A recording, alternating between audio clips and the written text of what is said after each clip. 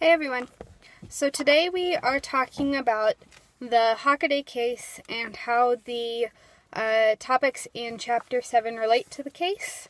So the first question is, what major leadership issues would our authors identify in the how Hockaday responders handled things?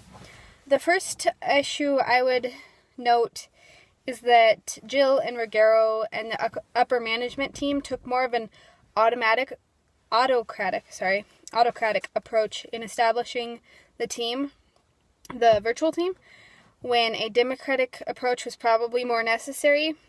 They established the virtual team with kind of a this is the way it's going to be mindset, and they chose who was going to be a part of the virtual team. They chose what the structure was going to look like. They chose whether or not to provide training, and they chose how the team would operate and whether or not they would have face-to-face meetings, all without gathering input from the team members. So that definitely demonstrates an autocratic mindset where they're not looking for input from their employees. They're just kind of saying, this is how it's going to be. And so I think that's one of the mistakes that they made right from the start. I think another issue was that they didn't seem to confront failures well. I think that the virtual team was blamed entirely for the mistakes in the U.S. city and the issue that blew up there. And I don't think any of the virtual team members, with the exception of maybe Mary, took any responsibility for the mistakes, and nor did the upper management team. So the chapter talks about confronting ethical issues as well as failures, and failures can be in the form of failing to lead well or failures in software, whatever they might be. So I don't think the team handled those failures very well. And I think finally another major leadership issue was the Francois' abuse of power. He tried to be coercive and take control from Mary. Well, he wasn't above anyone, so he didn't necessarily have the power to withhold rewards or to dole out punishment.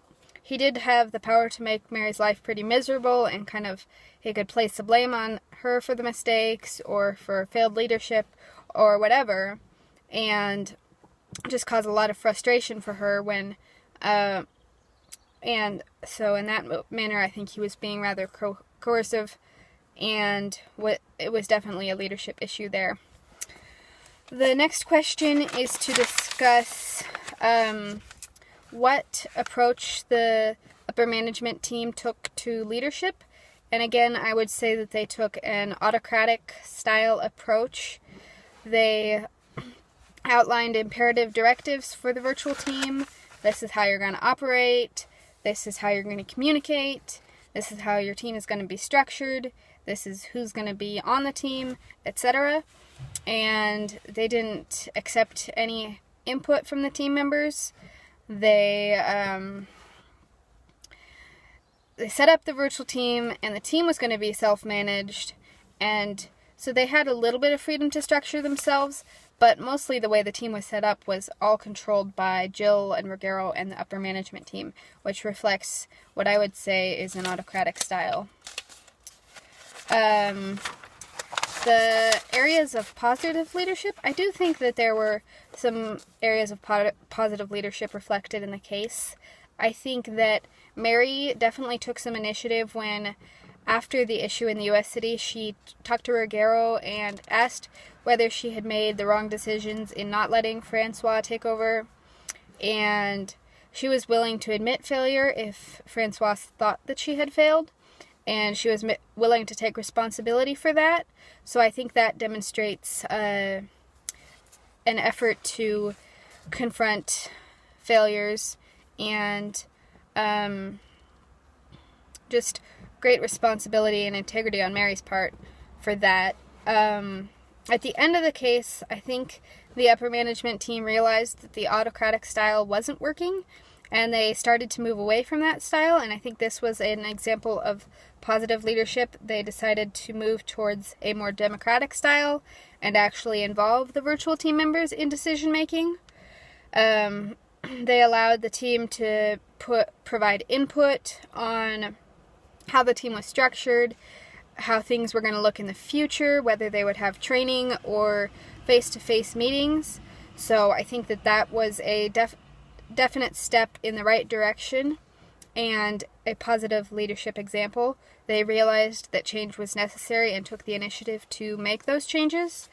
I think another area of positive leadership, they weren't necessarily taking opinions into account all throughout the case, but they did conduct a lot of assessments. That's not the word I'm looking for. They conducted the surveys to find out from their employees what was going well and what wasn't, and I do think that was a step in the right direction and helps move them towards a democratic style and actually help them to take into consideration the opinions of their team members and employees. I think the next question is to discuss leadership areas of improvement for leadership. I think that the virtual team members could definitely improve in making distinctions between actual leadership and management. I think the way Francois and Mary viewed it was that they were managers and they were in charge of the team, rather than viewing it as leading and guiding the virtual team. They didn't take responsibility as leaders and try to guide and cast vision for their virtual team members. Instead, they tried to manage and kind of control what was going on. So I think that they could improve that and realize that they don't need to be managers, they need to be leaders and help guide their team and instill vision in them and move them towards efficient action.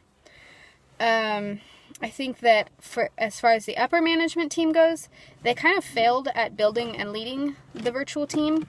They built the team and then said, oh, you're off on your own, figure stuff out, and we're not going to provide you any training or any of that. So I don't think that they led the team well at all. They kind of built the team and hoped that it could function on their own. And just with a machine, a team needs regular maintenance and leadership and needs to be kept up in order to function properly, and I don't think that they really did that very well. Another area they could improve on is implementing an inclusive participation process. The chapter talks about inclusive participation and talks about different ways that leaders can implement that. The 5 practices were focused on the issue and not on the person. I think in the Hockaday case, a lot of the time was spent trying to cast blame and look for whose fault was this. Was it Mary's fault? Was it Francois' fault? Whose fault? So I think they needed to focus more on the issue and on getting that fixed rather than on the different virtual team members and where the problem came in. They needed to maintain the self-confidence of others.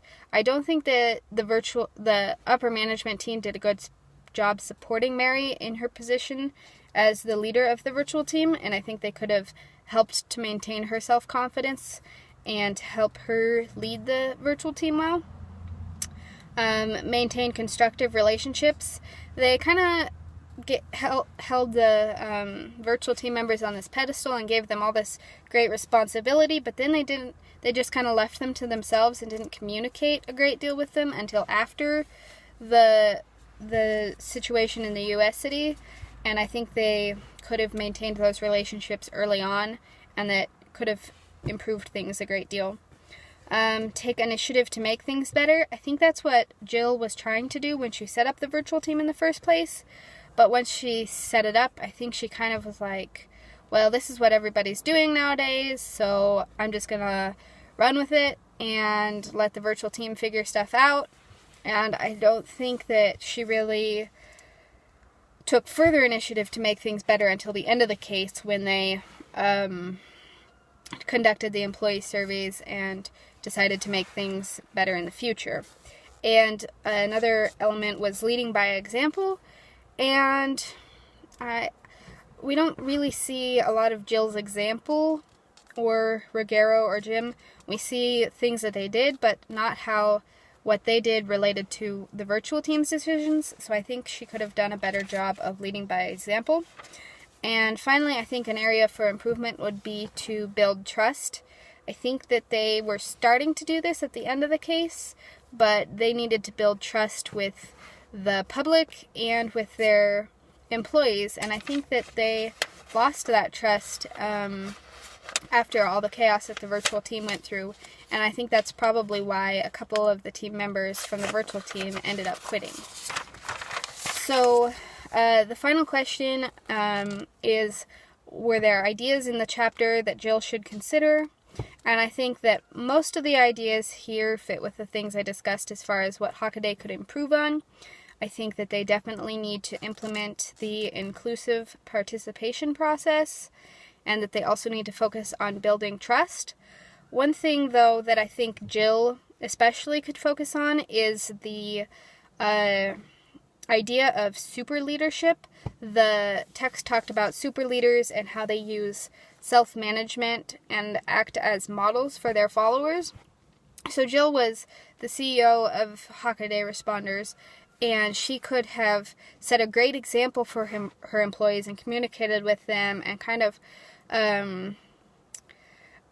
set precedents for how she wanted them to respond to different situations, and instead she kind of held them at arm's length and didn't communicate with them a great deal. She placed a lot of trust in them, but didn't actually communicate with them much. I think she could have done a lot better job establishing vision, which is one of the characteristics of a super leader. And another, establishing vision would have helped the virtual team to be more cohesive and to work together towards that common goal or vision. And I think that she could have done a better job managing and facilitating change. She recognized at the beginning of the case that the Hockaday Responders, that the organization was going to have to undergo change, and she implemented that change, but she didn't do a good job sticking it out and managing and facilitating the change throughout the case.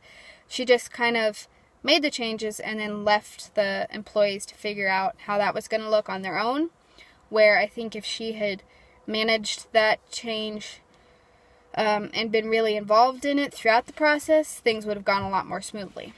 So those are the things I think Jill should consider, and that wraps up our discussion for this week, and I will see you all next week. Thanks.